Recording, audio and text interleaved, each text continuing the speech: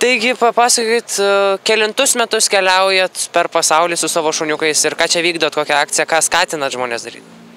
Aš jau keliauju su šuniukais per pasaulį, mano kraitis jau metų, jau kokie gal 5 metai. O tikslas pagarsinti Lietuvos vardą pasaulyje ir pervežti Lietuvos trispalvę ir va ten, ant sienos Šiluvos Marijos paveikslas ir kartu Šiluvos Marijos paveikslą per pasaulį. O va čia, gerbėmiai, galit pasižiūrėti. Aš nuvežiau Šiluvos Dievo motinos paveikslą į Lurdą ir dariau tokią unikalią piligriminę kelionę. Iš Lurdo, nesustodamas, tik papildęs degalų, per visą Ispaniją pervežiau Šiluvos Dievo motinos paveikslą į Portugaliją, į Fatimą. Ir iš viso virš 1000 kilometrų gavosi. Tai čia galima sakyti sudėdamoji mano kelionės dalis. O va čia galit papilmuoti, begarsinant Lietuvos vardą pasaulyje ir bevežant vėliavą per Afrikos žemyną, sugedo mano mašina Sacharos dykumoje ir nieks ten man nepadeda, artėja vakaras, kas stabdau, visi važiuoja, nekreipia dėmesio, naktį būna, kad prisistato, atvažiuoja dykumų kartais piratai, duoda per galvą ir kartais ne taip pasibaigia ir mašiną nutempia. Tai aš priešais tą paveikslą sukalbėjau tokią maldą, sakau, Dieve, Dievo motina, jeigu aš nesuvertas jūsų galėčiau, pasigailėkit nors mano šuniukų. Iš karto po mano maldo žodžių suburzgia motorai, užvažiuoja lietuviai ir sutaiso mašiną. Va. Tai čia, o dar kiti mano čia akimirkos, va čia aš važiuoju per Afrikos žemyną į Senegalo sostinę Dakarą. Va čia galit pafilmuoti. Aš jau privažiavau į Iraną ir ruošiuosi kirsti Irano sieną. Vienu žodžiu, mano pats kelionės tikslas pagarsinti, kaip sakiau, Lietuvos vardą pasaulyje. Ir Lietuvos trispalvę pervežti per kuo daugiau pasaulio valstybių, šalių. Jau net neklausiu, kiek apkeliaut, klausiu, kiek liko neapkeliautų valstybių. Neapkeliautų dar liko gana daug, bet dar kaip susiklausys mano situacija. Ir dar aš paminėsiu, kad dar keliaudamas aš vežiau tą Lietuvos trispalvę, kitaip sakant, keliau ir per pavojingas šalis. Nes mano logika buvo tokia, kokia čia mano pasiaukojimas misijos, aš vadinu savo kelionę net kartais ir misiją. Jeigu aš važiuoju ten per tą šalis, kur visi turistai važiuoja ten palisėti ar panašiai. Dėl to aš važiavau per Afrikos kartais ir pilietinio karo apimtos valstybės, važiavau per Siriją, Iraną, Iraką, vežiau ir tą vėliavą ar Šiluvos Marijos paveikslą net į Indiją. Ir tikslas buvo, kaip sakiau, ir pasiaukojimo, kaip sakoma, galbūt faktas daug didesnis, kad aš tai darau per pavojingas šalis. O kaip jūs paklausėt, neapkeliautų dar kiek tų šalių liko. Žiūrint į tą pasaulio žemėlapį, dar liko, gana daug liko. Bet kadangi mano finansavimas buvo labai kuklus, o jeigu jis būtų žymiai toks jau stipresnis, didesnis, tai aš jau būčiau aplink pasaulį apkeliavęs gal ne vieną kartą. Bet vis tiek tas mano pasiryžimas manęs neapvylė, kadangi nesigailiu. Nors ir aš apkeliavau gal daugmaž pusę pasaulio, gal biški daugiau, bet vis tiek aš vyščiau savo sukurtą idėją pačią, realizavau. Kurioje šalyje apsilankimas buvo įsimintiniausias? Įsimintiniausias, kaip taisyklė, gal čia yra ta vadinama įdomumo psichologija, toj šaly, kurią sunkiausia pakliūti.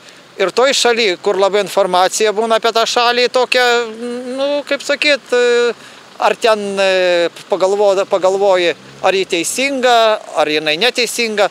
Tai aš kartą paminėsiu Iranas.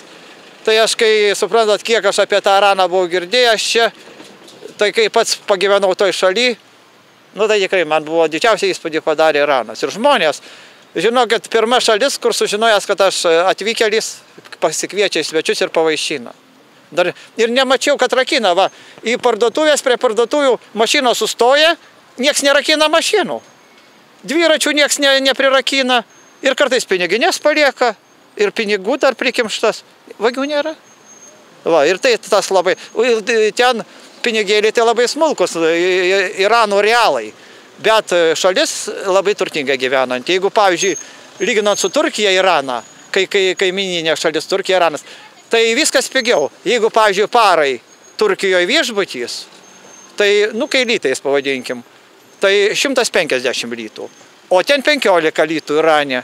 Jeigu Tegeranas ir pavadinkim Istambulas, gal panašiai nedaug skiriasi didumu. Tai va, pavyzdžiui, taksi paslaugos, jeigu pervažiuoti Tegeraną visą pasivažinėti, tai kokie 200, jeigu pasivažinėti, atsiprašau, per Istambulą, tai kokie panašiai 200 litų. O jeigu pasivažinėti po Tegeraną, 20 litų. Va, tai ir ten iš viso tokia šalis, taip gerai gyveno žmonės, pasakiški gamtos turtai, dar už persiškus kilimus, kiek jie gauna tų vadinamų nacionalinių pajamų.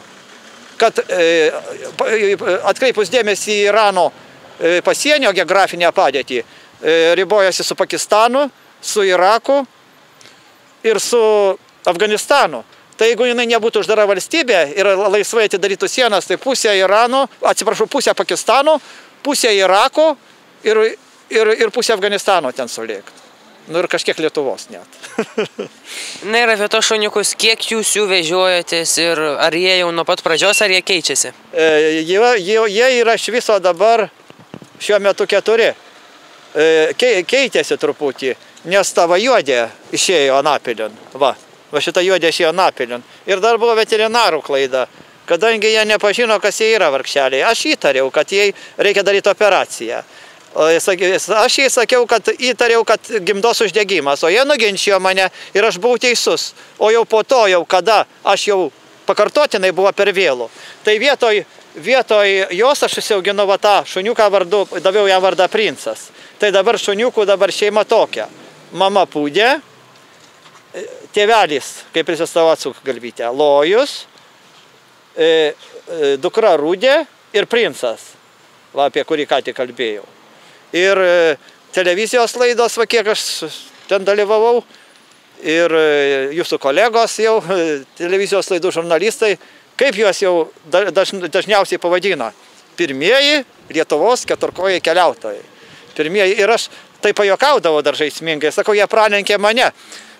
Kiti nesuprasdavo, keliavimo prasme pralenkė, taip. Ir tai kaip sako, paaiškink, suprasti. Dėl to, kad, sakau, Lietuvoje dvikojų keliautojų buvo labai daug, o keturkojai jie pirmieji.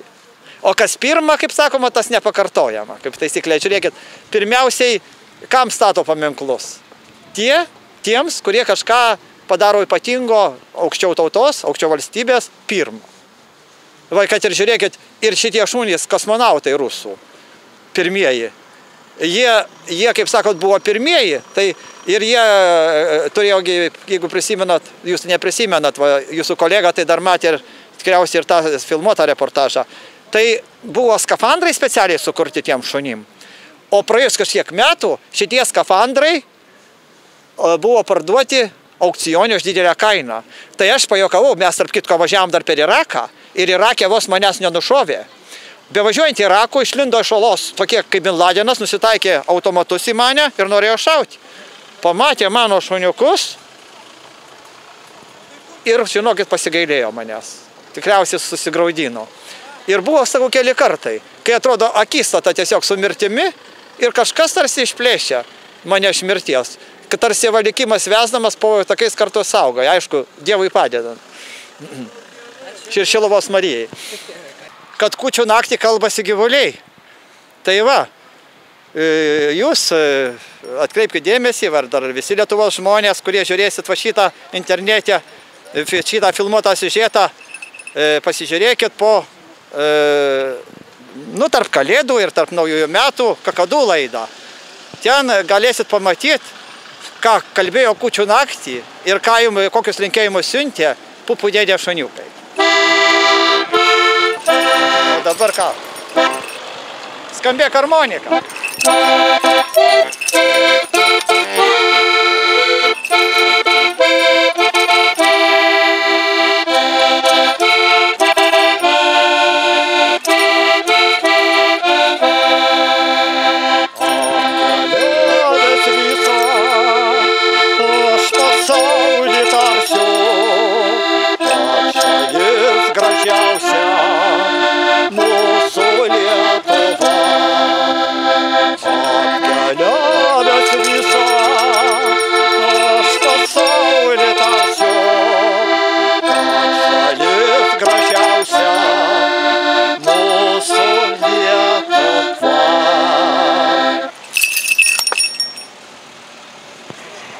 Ačiū jums labai.